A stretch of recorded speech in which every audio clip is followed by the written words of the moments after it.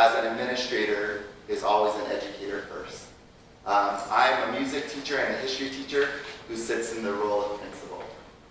But I'm always a music teacher first. I know Ron, he's a PE teacher and a technology teacher, and well, he teaches a lot of different things. But I know he's always an educator first when he works with the students. And when I see Nancy visit our school and she interacts with the children, she's always an educator first. And that's kind of an amazing thing. I truly believe that that what is good for children is good for adults, and what is good for adults is good for children. And if it's not, then we don't need to have those practices anymore. And I do believe that differentiation is internal, in the sense that we just keep making it match the child, the student, the person. And I also believe that the idea of child, in Hawaii, we use the word keiki for children. And the idea that keiki is something that we all are, even to our grade. And that mana'o, or ideas, or knowledge and wisdom, come from keiki. And so the idea that we follow each child's journey shouldn't just pertain to anyone under the age of 18. We are all children who are on a journey or a path, or as I like to think, as on a voyage, trying to find our way. So that's a little bit brief background about myself. We did a homai this morning, and I thank you for letting me do that. Today's schedule is I want to kind of share my thoughts and ideas with you for the first half of this morning, so you can just relax and get comfortable with that. And then after that, we'll take a brief break, and then I want to explore some of those thoughts with you today. Some of the books that I will be talking a little bit from is Sir Ken Robbins' book, The Element. This is a wonderful book, and I've listed these books inside your packet, that if you wanted to buy them, you're welcome to look. And by no ways am I trying to promote someone else's book, but this is a very inspiring book that we'll look at this for a moment. The protocols that I would like to use to help us really flesh out our ideas come from this wonderful book here called Making Thinking Visible. This is one of my absolute favorite books. And what I've done is I've taken all the different protocols and made an at-a-glance sheet so that you don't necessarily have to read it to use them in your with your faculty, use your staff, or with your students. So, and that's also included in here.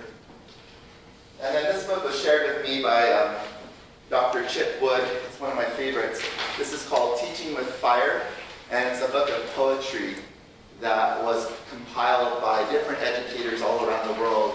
And as they've gone through different types of hardships in their careers, they've found different words of poetry that spoke to their hearts and inspired them to keep going. And so this is a really phenomenal book that I absolutely love, Teaching with Fire. In our school, we often use the word piko, and piko is a Hawaiian word. It means to center yourself, it means to ground yourself, it means to really know who you are. It was our theme for last year, and I've taken the letters of piko, P-I-K-O, to mean purposeful, intentional, keiki, or child, and optimistic, out-of-the-box ideas. Everything that we've done in the school, since I've been there, we always ask the question, what is the purpose of what we're doing? What is the intention behind the action? Why are we doing it? Is it best to serve others? Is it helping children, keiki? And are we really taking the time to research these out-of-the-box ideas? Are we going and visiting other Montessori schools? Are we looking at other schools, other practices? Are we really taking the time to do our research to know that we are offering the best program possible for children? And so I think my faculty and staff are kind of sick of hearing it, but often they'll say, I've got this great idea, and I say, let's pico it out. What's its purpose? What's the intention behind it? How does it best serve children? And have we taken the time to look at other programs to make sure that we are offering the best practices in our school? And so we're not doing a million things, but we're doing a few things, and we're striving to do them really well. And that's really important, at least at our school, in the place that it was at, it was really important that we really simplified with intentionality and really looked at some very specific things. So today, my purpose is to help us as administrators to maintain and create communities rooted in systems that support authentic autonomy while honoring equity, which is a tricky thing to do. My intention is that I hope that this will inspire conversations amongst us, that we can be very transparent in our conversations and really be reflective on our own practice without excuse and to be vulnerable in the process. I do think that the things we discussed today will not only improve us, won't only improve myself, but they are things we can use in our classrooms. You know, in a multi-age classroom, we do see levels of administration with our students. We have student leaders. We have students who are rising to become leaders. On the playground, we see students who are setting examples for other students. And so the idea of autonomy and equity and being able to give that in a very real way is really important, that what we learned today, how do we differentiate that so that we can use that with our children? That is so important, that it doesn't just benefit us as grown-ups. And then the last thing is out-of-the-box ideas. I think those ideas are always welcome. I wanted to share out of the book, The Element by Sir Ken Robbins. He's most known for being the very first TED speaker on TED Talks. And he talks a lot about creativity. And I think creativity is really one of the first things we need to think about when we start sharing ideas. He says that imagination is not the same as creativity. Creativity takes the process of imagination to another level. My definition of creativity is the process of having original ideas that have value. You can think of creativity as applied imagination. And that was so powerful to me that as we visit today and we start to use our imagination to think out of the box about how we can have more autonomy without sacrificing equity in school, that we can take that imagination and put it into action, which is creativity. So be creative today.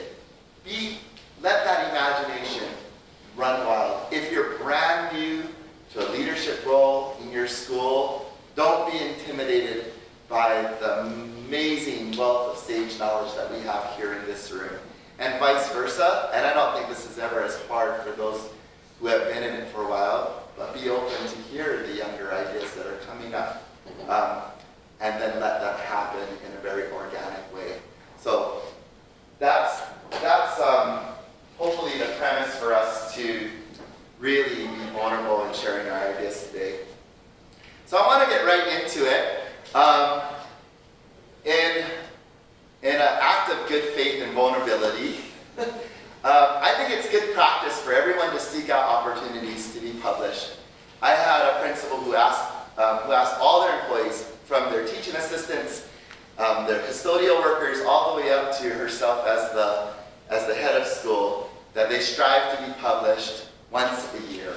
There was a stipend and a bonus attached to being published, and it was anywhere from a periodical all the way up to writing a book.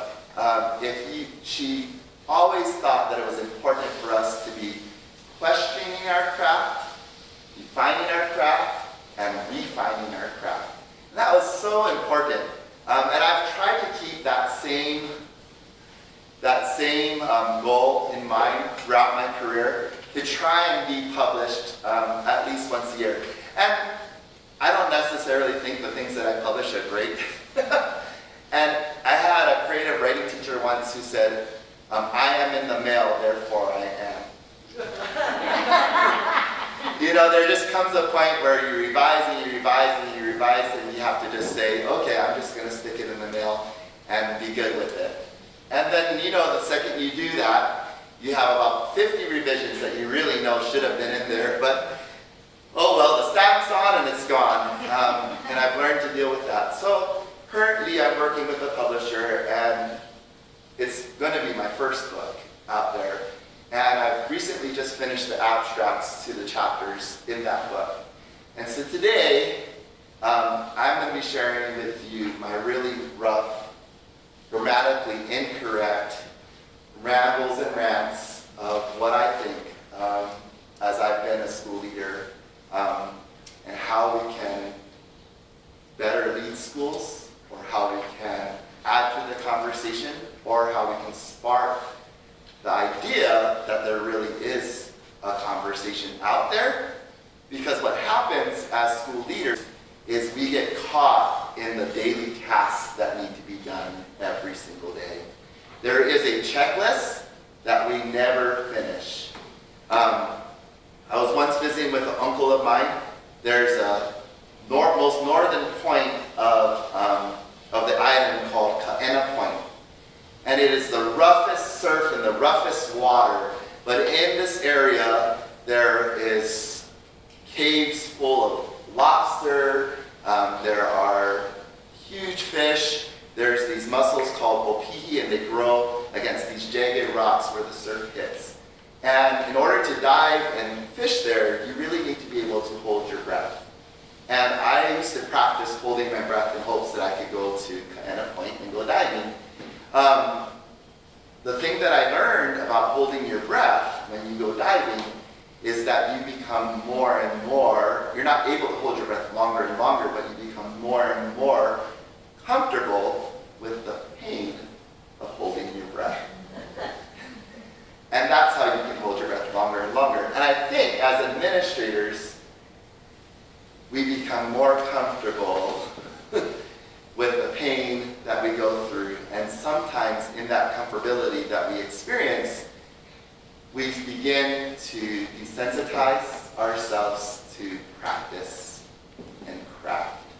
We start to lose the fire because we get wrapped up in the lengthy to-do list. And so my attempt to be published on the idea of autonomy as it pertains to equity is to help us reignite that feeling of why we do what we do. And we become administrators to serve the people of our community. That's what we do. In fact, you would say that we're the teachers in the class and all of our employees are the students. Not because we're teaching them, but because we're there to serve them.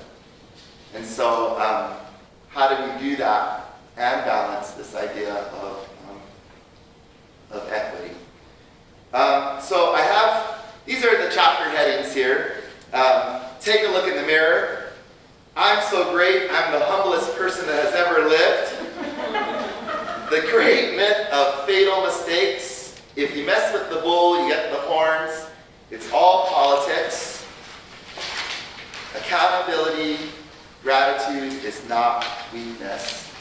The abstracts are found just after A-Hole Mike.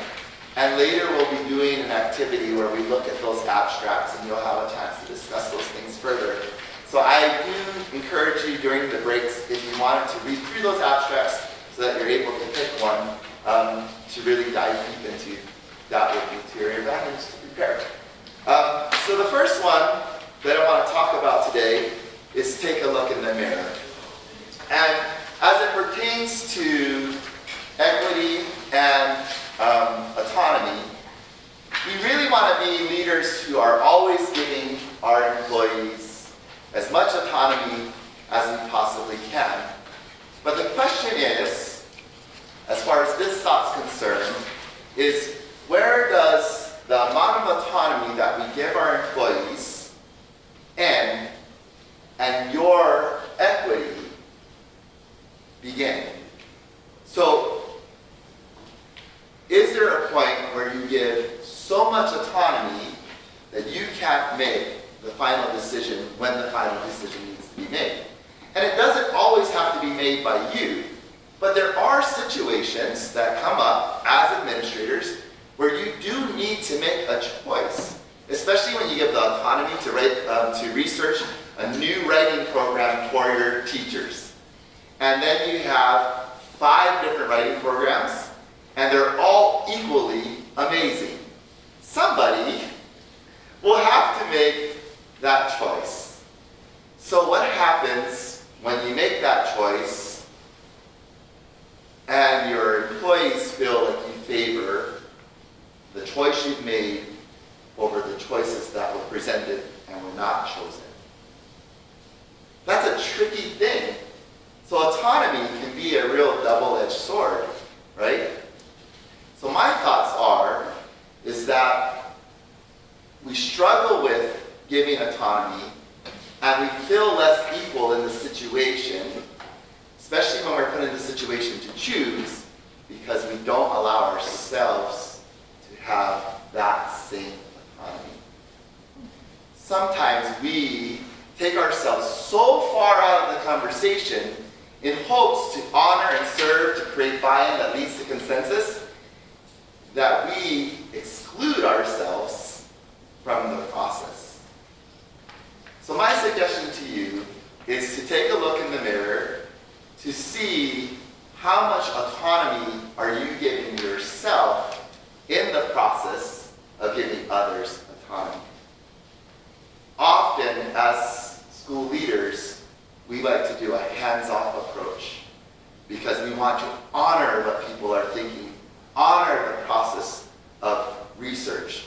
But we need to make sure that we're included in that process so that when the time comes, we can make an answer not based on the sales pitch that was given to us, but because we were involved in the process of autonomy. So that's my first thought, is that I myself and too often observe administrators taking themselves out of the process. The second one is, I'm so great, I'm the humblest person that has ever lived. So often we say we are lifelong learners, and there's so much more for us to learn.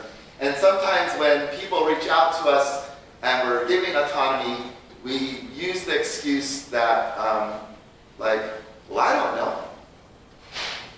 But a lot of people who are administrators have gone through many different experiences. You have had experiences that have led you to the place that you are. When I came into teaching, I did not have teaching on my radar. I was playing in a bar, Hawaiian music, and to make ends meet, those who play music teach a little bit of music on the side to get extra money. Maybe teach guitar lessons, maybe teach voice lessons, so on. And so in the day, I was teaching some music lessons. And I was teaching this young girl some voice lessons, and her mom came in and said, hey, our music teacher just quit and we were really hurting for someone. Could you come in and interview to be a music teacher? And I said, I don't do kids. And I mean, like one kid, that's okay, but like I don't know anything about being a music teacher. So I went, somehow she talked me into going to this interview. No experience, 10-hour-a-week job. It's like 2 hours a day. It was like $14.50, and technically I was a teaching assistant on paper. And so I go in there, and I've performed for just huge groups of people. And I was doing a mock lesson for a group of kindergartners in the summer who were going to become first graders. I was terrified. I mean, I couldn't believe it. All the blood rushed through my face, and I walked in, and I 180'd and walked right out of the room. And the lady who ended up becoming my first principal, and I consider her my mentor, she took me by the hand, and she took me outside, and I looked at her and I said, I can't do this. You have totally got the wrong person. And she took me by the hand, she looked me in the eye, and she's only about this tall, but in my mind today she stands about 20 feet tall. And she pulled me down and she said, all you have to do is play. The power of play is so powerful. You go in there, and you have a good time. Give me your lesson then. She took my paper that I had and she said, just go and play with them. So I did. I took a leap of faith. I went in there and I played with the kids. I had a great time. And I said, well, thanks for the experience. Good luck in finding a music teacher. And she looked me in the face and she said, I found one. It's you. You're going to be our music teacher. And it started off as $14.50 a week, 2 hours, and then full time, and then covering multiple grades. She sends me back to school, finish my degree in ethnomusicology. Then I'm teaching and I'm sitting in staff meetings and I'm the first one. I'm that irritating staff member that's always raising his hand, derailing the conversation, questioning why we have report cards, why are we grading music, why are people grading art, it's their opinion, why am I not part of the conversation? And finally, I got brought in and the principal says, you know, you're always so disruptive. He's like, seems like you want to be part of the discussion. You want to be part of the bigger picture. He's like, you make a terrible employee, but you make an amazing school leader because of all the questions you ask. You're always concerned about doing what's best for kids. You're always questioning why we're doing what we're doing. So why don't you take the time, invest in yourself, so that you can be part of that, conversation. So I did. I went back to school, got my master's in administration. Long story short, how it points to this idea of I'm so great, I'm the humblest person that ever lived, and as it pertains to autonomy, you need to know that you've had amazing experiences. You need to know that you've been mentored, and it's your responsibility to mentor others. Just like Francoise mentored me. Just like that lady mentored me when she took this person who knew nothing about education and said, my very first lesson, the power of play, all you have to do is play with fun. There's a point in autonomy where you can't be so humble that people are lost. It is your responsibility. You owe it to the people who have mentored you. And a lot of times, we as administrators, as we try to apply autonomy, and we remove ourselves so completely out of the conversation that sometimes we sacrifice mentorship. And we sacrifice mentorship because we don't feel like we are honoring equity. But if we go back to the baseball scene where we have the boxes and the fences and we're looking at people who are looking over the fence, equity is not always providing a bigger box for someone to look over the fence to see the big picture. Equity can also be lifting someone, carrying someone so they can see over the fence. And too often, as we try to apply autonomy, we feel so prideful and so arrogant based on all the experiences we've had that we remove ourselves from the conversation. We discount the experiences we've had, yet we have such a responsibility by way of mentorship. And that doesn't make us prideful. That day, had Francoise, my principal, had she not stopped me, I would have walked out. I would have found, maybe on my own, but she was pivotal to putting me in a place that has brought me the most joy I have ever felt as a career option. Had she not, and I don't even know in that moment if she knew how influential that would be. And, Nancy says it was that great things are happening at Maria Montessori because I showed up. Well, I showed up because she stopped me from walking out. So it's not me to think, it's this person. So as administrators, as you're working with your faculty and your staff, and you're thinking about equity, and you're applying autonomy, don't take yourself out of the don't feel that equity is lost because you're mentoring and lifting up another person. The great myth of fatal mistakes. So there's this idea that, that as we do things and as we're working with the product of humans, which is unpredictable, that we can screw them up. That we can screw them up. You need to know that as we apply autonomy, that failure isn't fatal. That the process of failing, and I think this right here doesn't need to be said very much to Montessorians. We embrace mistakes. We embrace the process of learning. We embrace it as it points towards independence.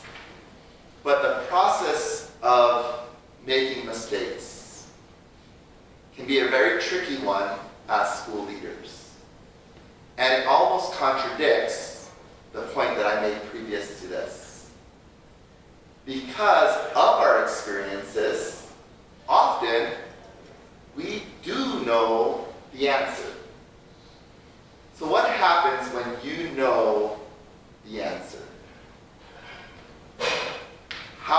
What systems and processes do you put in place to make sure that you allow people to go through that process of making mistakes? And if you do know the answer, and they choose something different than you, what is the system and process that you put in place to be okay with the wrong answer?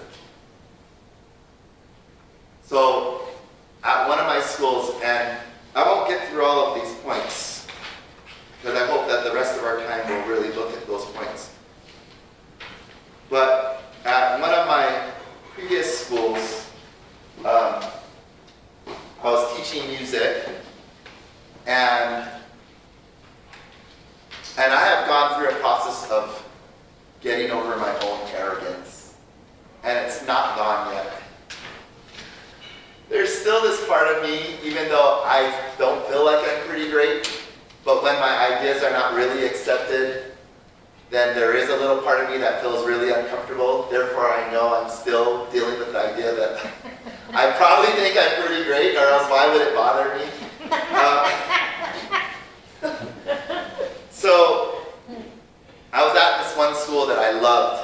I gave in my heart and soul. I helped write the program from the ground up. I was just so in love with it. And an administrator came in, and she wasn't as in love with music. She was an athlete. And not that you can't be an athlete and do music at the same time, because that's possible. I don't really know the difference between a touchdown and a home run, but but she did, and she didn't really care for music. And I, as an employee, thought to myself, if we run music this way, it's going to be, like the program's going to crumble. Because I really believed that my way was the right way. And I had evidence to support it. Kids were happy, parents were happy, we did these wonderful performances, these great performances and things like that. They were really happy. And so I vowed, and if you ever left the school where you really were angry, how many of you, just show a hand, have you ever left a school maybe and you were kind of angry?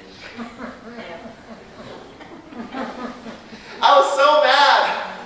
I was so angry, and I did all of these resolutions, like, it will never be the same place without me, and the program's gonna fail.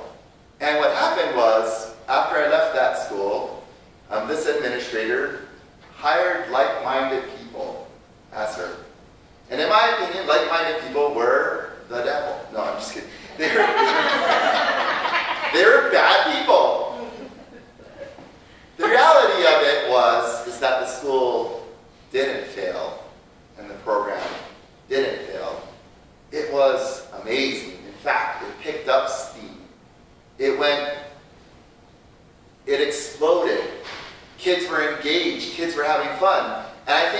2 years after that, I kept going like, how is this possible? Like, how is this happening? Why is it thriving? Why is it succeeding? And I realized that at that point, that failure wasn't fatal. That sometimes a bad idea, if people believe in it, and if you as an administrator, even if it's not your idea, can support it, can be a very successful, amazing idea. And this is a concept we learn from children. Children make up games all the time. They think differently than we do. They think differently today than I did when I was their age then. And it works. It works. And why? Because they believe in it. The autonomy is there. So the question I pose to you is, as you are giving out autonomy to your employees, what are the things you're doing in your role as administrators? What are the systems and processes you've put in place to be okay with the idea that you believe to be wrong or different than your own personal idea? What is that process? It can't just be to get over it. It has to be more than that. It has to be a system.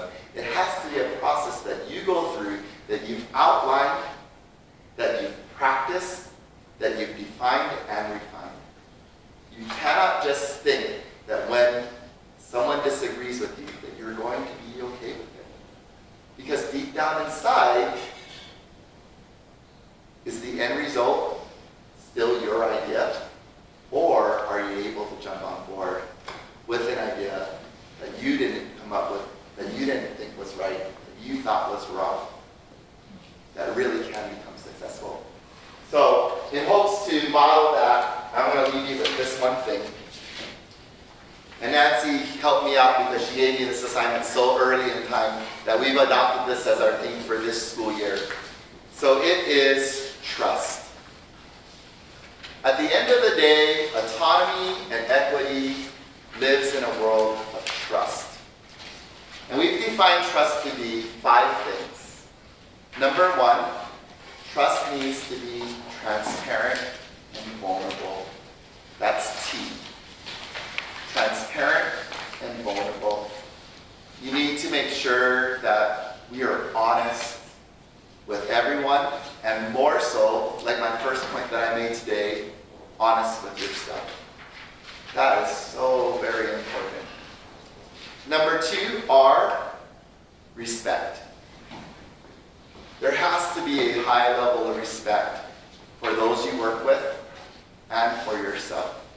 Because only with respect comes that vulnerability, that ability to talk with others, to hear from others, to listen. That only comes with respect. U stands for understanding. And I think we all hear this phrase thrown around a lot, but the ability to seek first to understand.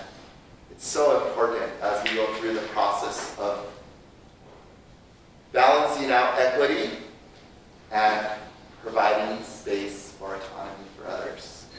So, making sure that we really take the time to understand. Once we've done these 3 things, then really creating systems and processes of support, right? And not winging support, but really being intentional, purposeful in the support that we give to others. Making sure that we are present, available, and open not only by mind, but in spirit and in action. And then the last thing, it's the hardest one. All of these things are not perfect, and they are an ongoing process that takes time. We have to make sure that we are honoring time in the process, to make sure that we really give it the time that it needs to really make sure that we are able to do these things thoroughly. It's not about doing a lot of things. but it's about doing a few things really well and honoring the process of autonomy and equity. So if you have any questions or thoughts or great ideas that have happened from the things that I've shared with you today, feel free to